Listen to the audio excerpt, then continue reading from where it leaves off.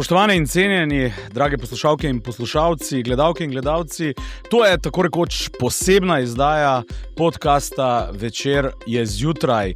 Snemamo jo namreč praktično po noči, tik potem, ko smo v Sloveniji dobili rezultate parlamentarnih volitev 2026.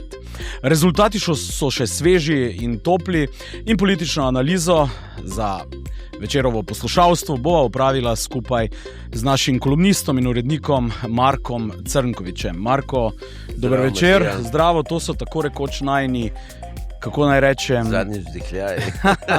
premierni, polnočni klici, politični. Skratka, ob 7 smo se v Sloveniji zaprla volišča na državnozborskih volitvah, ki sva jih v zadnjih tednih in mesecih zelo intenzivno analizirala, ampak prava drama se je šele začela.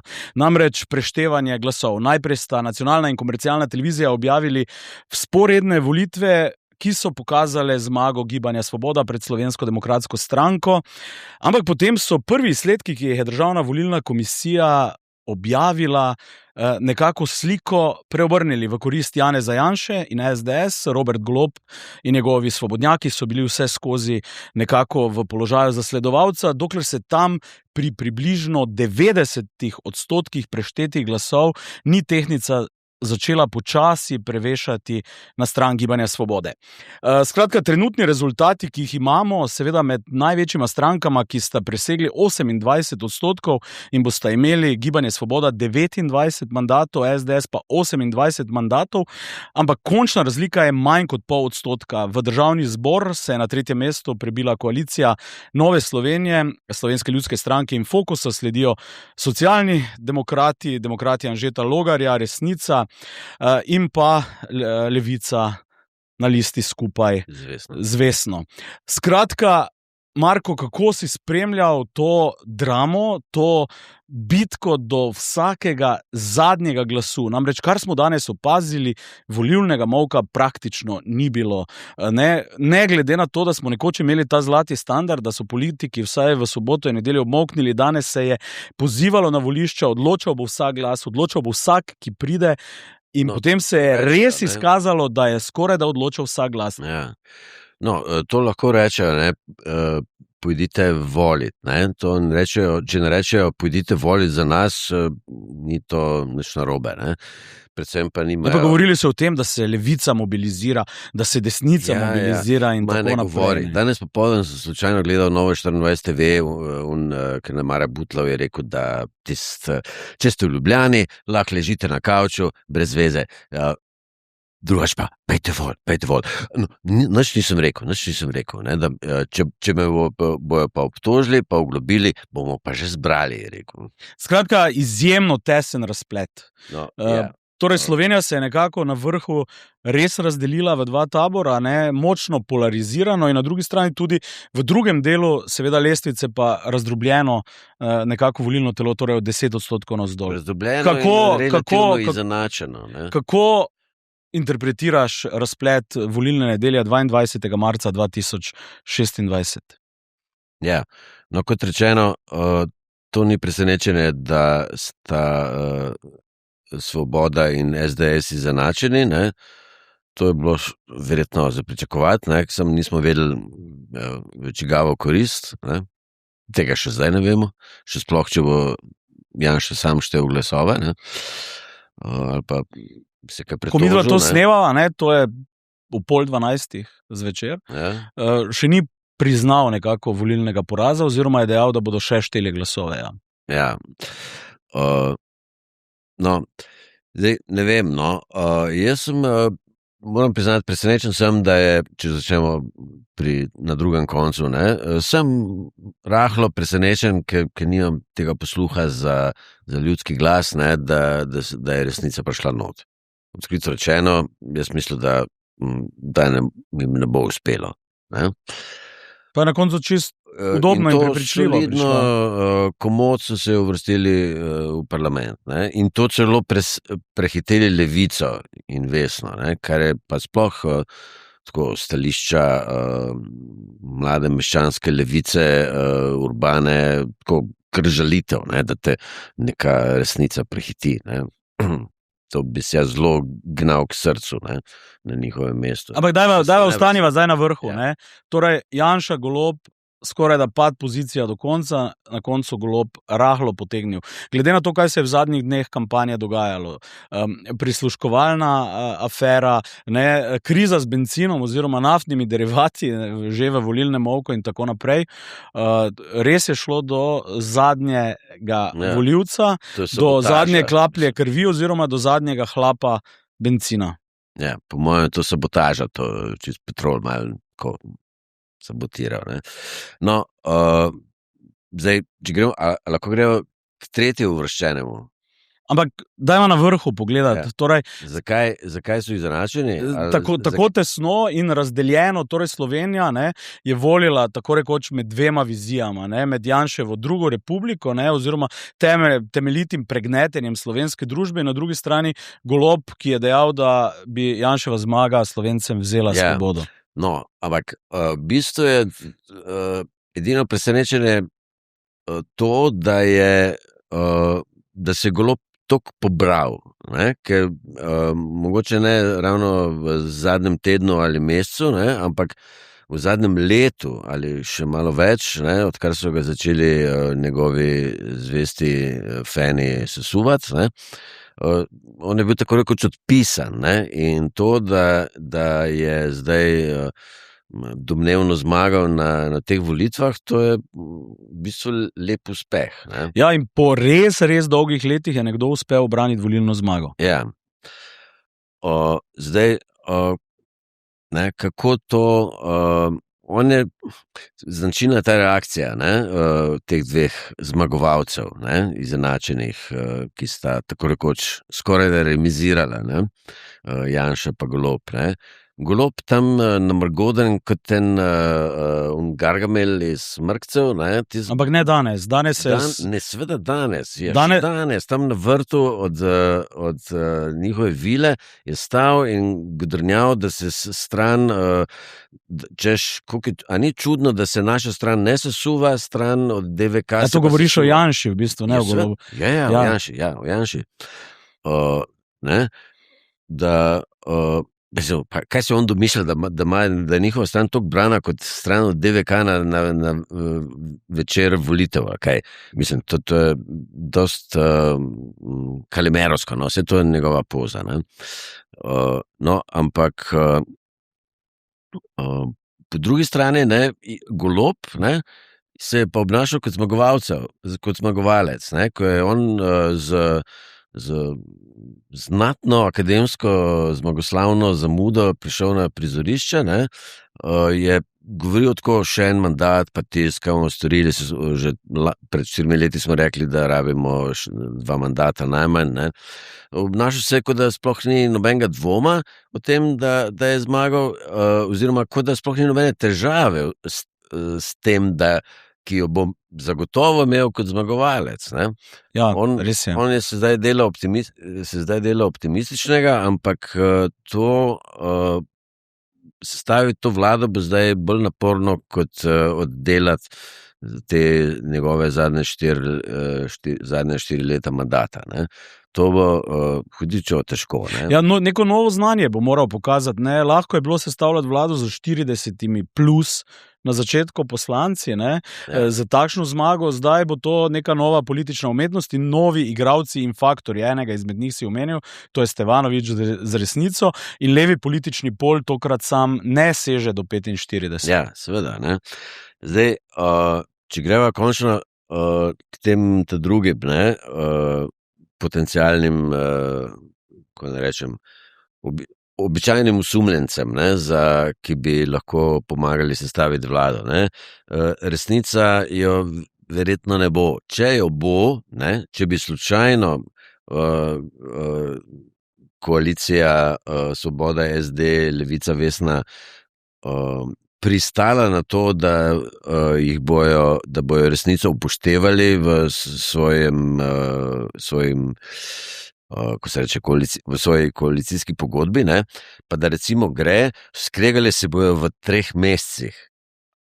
ali pa pol leta, ta vlada ne bo preživela, če bo zraven resnica, ki bo razpadla. Ja, za vsako naslednjo vlado je Janša tako rekoč že napovedal, da bo krhka, nestabilna in verjetno tudi kratkega veka. In na drugi strani... Resnica bi bila res. Ja, ampak na drugi strani, ne, če bo Golob je sodelovanje z Janšo zavrnil, ne, velike koalicije v Sloveniji nismo videli že 30 let praktično, skorajda.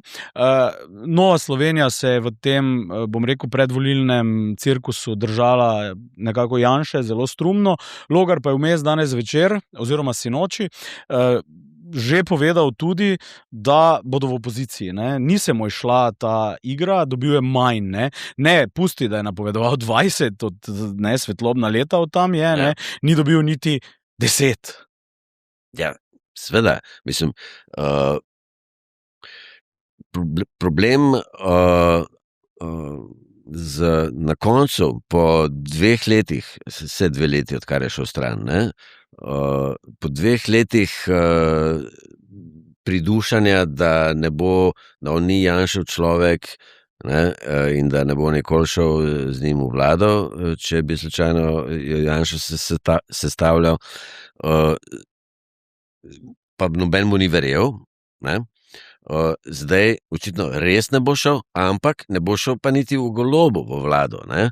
Mislim, to je tisti človek, ki ima zelo, zelo očitno velik ego, ne? Ki si je pač ker je mislil, da bo on zastavil za svoj življenjski cilj, da bo on pri svojih 50 letih sestavil vlado. Ne? Ampak Vrtovcu na drugi strani pa se igra veliko bolje išla. Ne? Ta njegova, bom rekel, desna špura, ne? Torej odločil se je za neko ziher varianto, ne? Bolj trdno se je držal SDS-a in desnice. Ne? To je nekako bilo bistveno bolj nagrajeno kot ta kvazi sredinska pozicija nagrajen, po mojem, Logarja, ne? Ki je izgubljal proti koncu kampanje. Po mojem je NSI oziroma ta koalicija bila nagrajena zato, ker se niso šli kulturnega boja. Ne? Oni so šli na polno na ta neoliberalizem, na tiste nizke davke, kao pridno delati, pozabimo na ta socialni turizem. Hvala, pa kampanja, ki je bila tako pač uspešna, no? Mislim, bila je grozna, ampak je pa verjetno delovala. Ne? Hvala mame, ki ste vedno zraven, hvala mladi, ki se ne selite v tujino, tako na pol demagoška, na pol pa zelo dobro targetirana. Ne? In če odmislimo te njegove izmišljije o tem, ko je postal predsednik, ko je tako rekel, da tiste 300,000 evrov ali ne vem koliko, da tele nevladniki pobirajo 300 milijonov. Ne? Se ni spuščal v te zadeve. Bil je tako še kar konkreten Vrtovec. S tem, da in to se je verjetno obrestovalo. Navsezadnje ti mali podjetniki so in kmetje nagovarjal. In kmetje, ne vem, kmetje so vseeno bolj pripravljeni poslušati Vrtovca, ki je sam na pol kmeta in si podpira tole kmetijsko-gozdarsko zbornico. To je pač tudi ta platforma te njihove kmetijske politike, pa plus seveda SLS, ki je v bistvu ista zadeva glede tega. In to so Vrtovec pa SLS so verjetno ljudje, ki imajo več podpore, kot je ima Macarl, Bog pomagi. Ki pa je res kmet, Ja, ki je pa res ovce goji, mislim, pa hudiča vedel, kaj dela. Dobro, rekel si, Golob, vrnitev odpisanega, res je nekaj časa zgledalo, da bo zelo težko prehitel Janšo. Zdaj, očitno so mu nekatere zadnje zgodbe, ki si jih je v bistvu zakuhal Janša tudi deloma sam, predvsem govoriva o tej zgodbi z izraelskimi paraobveščevalci in tako naprej, so šle vendarle v prid Golobu oziroma so dale ta nek pospešek Svobodi, da je za las prehitela SDS. Na drugi strani pa verjetno lahko ugotovimo, da je prišlo do lijaka, da so pač Svobodo levo-sredinski volivci prepoznali kot steber antijanšizma in so prelili svojo podporo Svobodi, češ edina je, ki lahko ustavi Janšo, Ja. in so taktično glasovali in pozabili na SD in Levico, ki ima je med kampanjo kazalo nekoliko boljše, kot je na koncu izpadlo. To je res. Ampak mogoče se bo pri nas dogajalo nekaj podobnega kot v Franciji. Ne? Tako kot je Macron, ki je seveda bestič od Goloba, da tako rečem, ne? Med evropskimi politiki. Macron je pozavgal vse ekstreme, ne? Desne in leve, mislim, Macron tudi desne, ne? In jih je, to je tak ultracentrizem, ne, Macronov, ne, in mogoče se to dogaja tudi v Sloveniji, ne, da bo, če že ni, ne, ker to v bistvu ni nič levega, ne, razen da v tem domobransko antikomunističnem smislu Svoboda ni leva stranka, ne, da ne bo pomotene, to ni prava levica, ne. No, ampak hočem reči, da bo ta Svoboda kot desna stranka, da počasi nevtralizira te leve ekstreme, ne, kot levico, mislim, ne ekstreme, zame to niso ekstremi, ne, ampak da zmanjšuje njihovo moč, ne, in da bo to pač se bo mogoče v Sloveniji tudi nekaj podobnega dogajalo. Ampak ugotovila smo, zelo težko bodo naslednje vlade, v vsakem primeru. Zdaj razmere po svetu in doma so zelo zahtevne. Inflacija, iranska vojna, videli smo, da grejo naftni derivati in energenti že navzgor, torej bi potrebovali neko vlado z jasnim mandatom, z neko jasno večino. Mi bomo pa zdaj verjetno gledali obilo političnega bazarja in trgovine. Bo Golob sestavil vlado po tvojem, ali nas čaka obdobje politične nestabilnosti? Ja, moral jo bo, ne. Mislim, oboje, na obe vprašanje bi jaz rekel ja, ne. Ja, bo ustanovil vlado in ja, čaka nas obdobje nestabilnosti, ne. Kdo bo vladi?